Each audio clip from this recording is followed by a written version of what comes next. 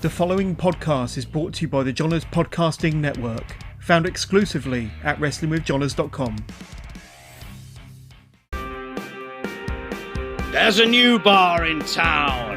Welcome to the Turnbuckle Arms, where the banter flows like wine and the topics are as fresh as an ice-cold pint. So pull up a chair, grab yourself a glass, and welcome your hosts, The Brood!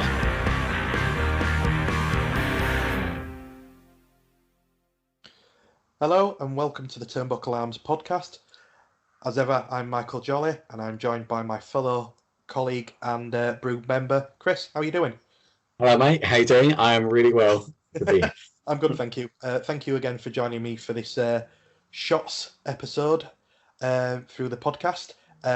Carrying on with our AEW themed week following a fantastic show, Hard to Kill, where they were part of Impact Wrestling. I want to pick your brains this time about something that has been going on since the current epidemic that's been going on, that's affected everyone, including the world of wrestling. I wanted to ask you a question. Is what's going on with having no fans, or originally no fans, affecting wrestling as a product? Yes, quite simply.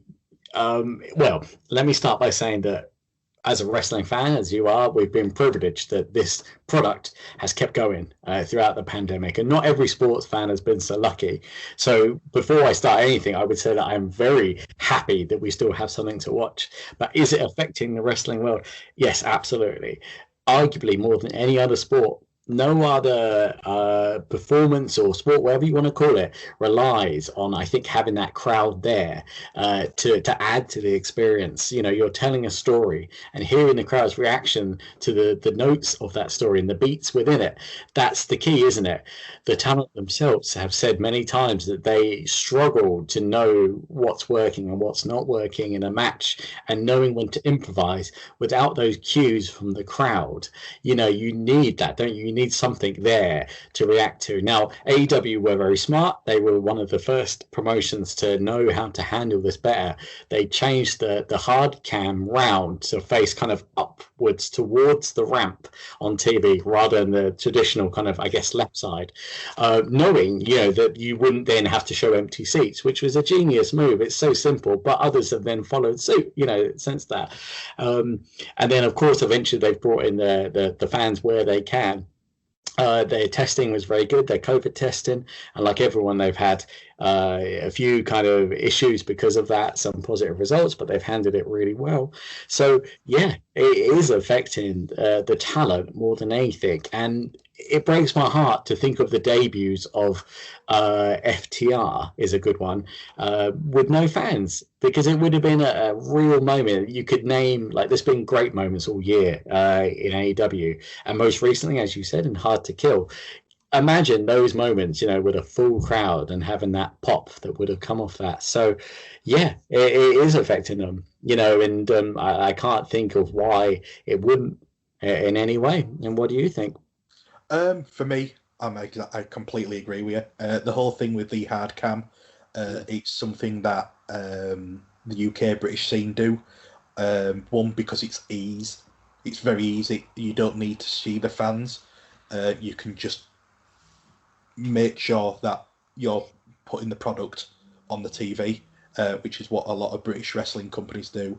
And I think AEW, as you said, I'm correct, I agree with you, we're smart by doing that, with the occasional showing the fans that they've now started to let in, just to show you that, you know, I think it's their way of saying, look, we're not piping it in. Whether or not that is true, I don't know, but you can look into that as much as you want. Regarding fans, I wish Drew had got his moment. Most recently, Brody Lee. Yeah, you know, 20,000 people all collectively getting together to join in the love of such an incredible person, and the fact that you're not able to go hug your best mate who you've gone to wrestle with because of what's going on. And obviously, it's no one's fault. Everyone's doing what they can and the best to carry on. I do like, to an extent, what WWE have done with the Thunderdome. However, I don't like that you've got, if you are on the Thunderdome, like if, for instance, if we were able to watch Royal Rumble on the Thunderdome, I don't like the fact that I've got a producer in my ear telling me when to clap, when to cheer, when to boo. That, for me, isn't what wrestling is, and apparently it's something that wrestlers have voiced to other WWE people, whether that be producers or wrestlers. They said they don't like the fact that they're piping in the fans, the fake fans, if you want to call it, because it's not true. Whereas with AEW, or like Impact, I know they've got their stars darked out, so literally all you can see is the ring, which is fair enough. But they're not liking the fact that they've been almost, they can't work off a crowd the way that they used to. One of the biggest ones I can remember was Hollywood Hulk Hogan versus The Rock. Yeah. Now, one went in as the face, one went in as a heel, and the fans dictated the way that went. And the fact that they changed that on the fly and not stuck to their guns was amazing. They worked with the fact that the fans wanted to boo The Rock and cheer Hogan, which you could see completely threw them off the guard. But the fact that they're now turning around and saying that, we will dictate who is over, we will dictate who is booing and who is cheered for. I think it's turning it more into a TV show than a program for people to watch. I mean, as I said, Impact is different because they've not had fans for quite a while because of the structure of where they've had to be at home. And to be honest, I think like they've done with NWA did, I think they've done really well to make it work with what they've got. But you are right, yeah. For me, fans help wrestlers. We talked about this off air with wrestling in Japan. We know of people that have gone over, had the privilege to go over and wrestle for Stardom, but because they've worked on the indie shows in up and down the British wrestling scene, they're used to people cheering, clapping, booing whenever they do a move. And there's a couple of people that we know that have done that, and the first time that happened, they were a bit shocked that it didn't happen because that is their culture. They are very respectful to the performers, and they will, like you were saying before off camera, they will applaud after the match because they don't. That's not how they are viewing the wrestlers. That's not how, in a way, not how they're brought up to view wrestling or to view artists. They will cheer at the end because you've put on a performance, a bit like opera. You don't applaud during the musicals. You don't applaud during the match. The musical, you applaud at the end because the musical or the match is over. So I think some people have worked. It's worked well for some people, and as you said, them big pops, them cheap pops, where you'll have the booing like against Ric Flair, or you'd have the cheering of, someone's return of like Edge at Royal Rumble, but not having it for FTR or that elusive championship win or that elusive win that people have been clamouring for weeks or for months, only for having other wrestlers and a handful of fans in attendance that unfortunately is in an area that is open, so it's not containing the crowd noise. It gets lost. It's a shame, and it is a shame. I agree with you. It's fans need to come back, but as ever, need to come back when they're allowed to. I don't think it's going to be very soon, but I think if if they carry on doing what they're doing, all companies, no matter who you love, who you hate, who you're behind or whatever, it doesn't matter. At the end of the day, it's the wrestlers. The wrestlers are the ones that are making money for the companies, regardless of how you look at it. Because if you had no wrestlers, you'd have no show. So for me, if they get the support, if the wrestlers get the support that they have got, then I think we'll be all right. But I think as soon as that first time when you have a crowd, a proper crowd, whether it be 2, 3, 4, 5, even 20, 50,000, that first time when the crowd can cheer or boo or be excited, the roof is going to blow off and everyone is clambering for that. Whether, as I said, whether you're a wrestling fan, whether you're a wrestling promoter, whether you're a wrestler yourself, you're waiting for that. As you said, you're waiting for that feel from the crowd, that you know that moment of yes. For me that's what needs to come back, and it will come back. It's just unfortunately it's something we can't control, is holding it back. But again, if we take away from wrestling, everyone's in the same boat. Everyone, as you said, football, American soccer, obviously, if you're a listener in America, you've got American football, you've got tennis, you've got all different types of sports that are lacking from the fan vibe that made it what it is, to then turn, as you said, to then turn around to be able to be doing it basically to nothing, and the crowd is watching from home, not actually watching in the ring, from around the ring, is a hard thing. But they've all had to adapt, and it's something that could never be foreseen in my eyes. So, what are your final thoughts? Yeah, I'm happy that it's carried on throughout this entire time. You know, I feel privileged to that the content is still there, and there's been some great moments that have been not ruined, but dampened the effect of what would have happened. But as I said, I'm just really feel privileged considering the circumstances that we have something to watch every week. And one of the only benefits to come out of this pandemic is, and this isn't just true of wrestling, is to watch the innovation of businesses and to see how they react to this. And you've ended up with matches like the Stadium Stampede match, for example. I don't think that would have happened without this. I think that happened because of this, really. And so it's forced innovation out of companies, which is always a good thing. And you've seen that with the Thunderdome, and you've seen that with AEW. So, there are very few, but there are some positives to come out of that.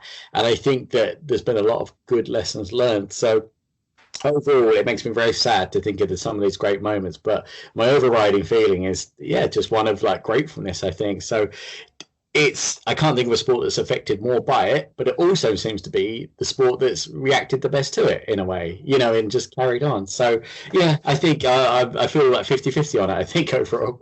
Yeah, as you said, the thriving of what's going on. I mean, look at, to finish on, look at NWA, how I know they went away for a little bit, but they predominantly were only ever on YouTube. That's how you watched it. And it helped them. And obviously they've come back with their little shows and that. But I think you bang on. I think what you've said there, everyone, no matter what whether you're wrestling or what, has had to adapt to what's going on. Otherwise, they're going to go under. But and I'm just going to finish on one thing which we haven't talked about and you don't know about, is your T-shirt. Oh yes, go ahead. Right. Do you think it's a storyline, or do you think he's gone? This is the genius of Jay White. And I will say my thing. After the match at Wrestle Kingdom, and the way that it was done, I personally think it is a storyline, but done a very, very good way, because of them taking off his profile and then putting it back on, and then almost as if oops, sorry, I forgot to take it off, that type of thing.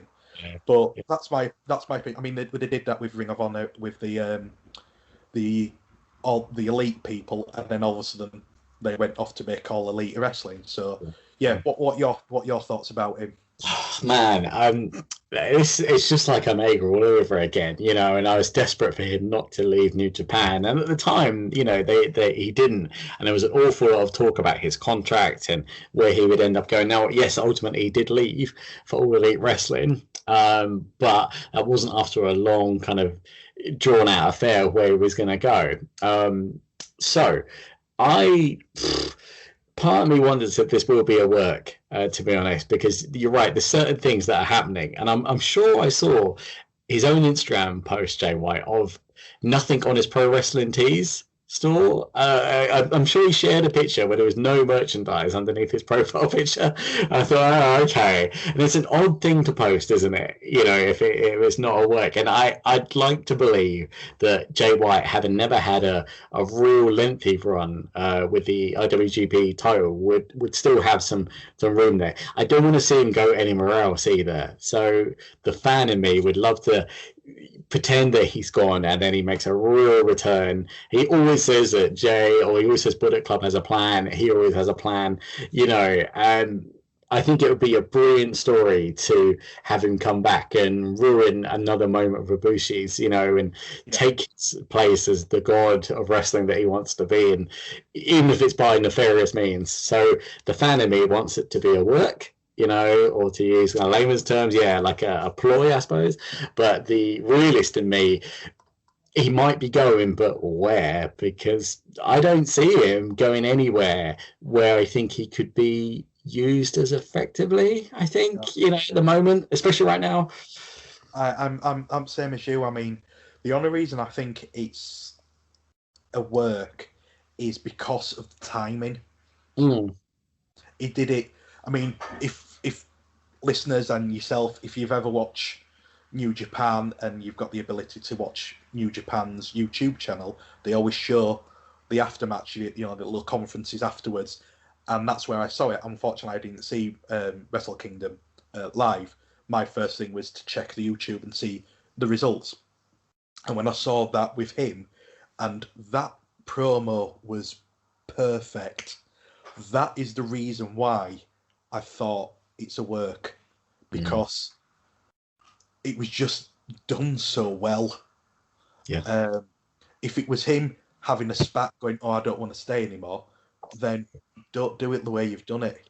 Yeah. But then again, because he's openly said, and a lot of people have said he's not being used the way that he should have been used for his talent and for what he is in New Japan. Ring of Honor, obviously that's where he came from. Yes, I agree. They haven't used him well, but then again, they've not done very well over the last 16 to 18 months. They've had 2 new owners. Yeah. And they're trying to establish themselves as a company and get people invested in them. They've not been able to perform anything. Unlike WWE, AEW, they haven't had any shows, with the exception of some small shows, but non-televised. So it's not as if he's the only one that hasn't been used.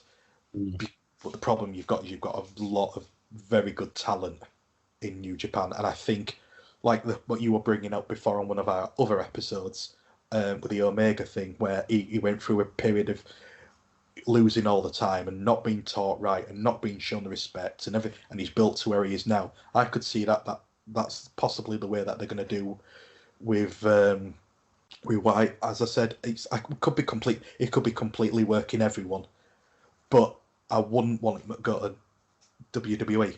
No, it's not. A lot of people have said they'll go to WWE to retire off because it's on their bucket list, because then they could say they've done it. But I wouldn't say that that's where I would get him to go. Personally, I don't want him to go to AEW because, as we said again on a previous episode, there's too much talent and there's not enough airtime for every. Someone like him needs to be on TV. He can't be shown once every blue moon, once a week. He needs, once every 2-3. He needs to be on there all the time with the name that he's got. So for me, unless he goes to somewhere like Noah, I can't see him leaving New Japan. And I think it could be used as a, I don't know if he's coming out of contract or he's out of contract now, isn't he? Yes, yeah. So it could be used as an angle storyline. So we'll see. As I said, I saw your T-shirt and I just wanted to get your opinion on, especially with it being something that's been spoken about quite recently. Absolutely. And obviously, you are a huge fan of the Bullet team with all your T-shirts, Yeah. which I'm very so I'll leave it there. So as I said, we're going to close the doors on this episode of the shots, which, as we said, we just talk about one thing for just a few, maybe 10, 15, 20 minutes, just with a couple of people. So I'd like to say thank you, as ever, to my fellow Brood member, Chris. Thank you very much for joining me. All right. And I'd just like to say thank you to everyone that has checked us out and listens to this one. We have got more episodes coming. We've got more episodes already in the pan. And obviously check us out on YouTube. Just search Turnbuckle Arms Podcast. We're also available on all your podcasting platforms. So check us out. Same again, just Turnbuckle Arms Podcast. We're on Anchor, iTunes, and we're also on Spotify, and many more, obviously, to choose to name. But as I said, we are always open, so do never feel, if you want to talk, there's always a group of us on there talking on our social media, Facebook, Instagram, Twitter. If you want to mention anything that you want us to talk about in a future episode, please do so. Put it in the comments down below, or as I said, check us out on social media and drop us a message. And all I can say is thank you so much for listening to our channel. As I said, we've got so much more coming out. We've also had a brand expansion through the Jonas podcast. So again, check out everyone that's involved in there. Check out the social medias, because we'll always be sharing everyone that we are part of. And again, thank you for checking us out. Stay safe and enjoy some wrestling. As always, thank you very much, Chris, for joining us. And we'll see each other again soon. Take care, everyone. Thank you for listening. Bye-bye. There's a new bar in town. Welcome to the Turnbuckle Arms, where the banter flows like wine and the topics are as fresh as an ice-cold pint.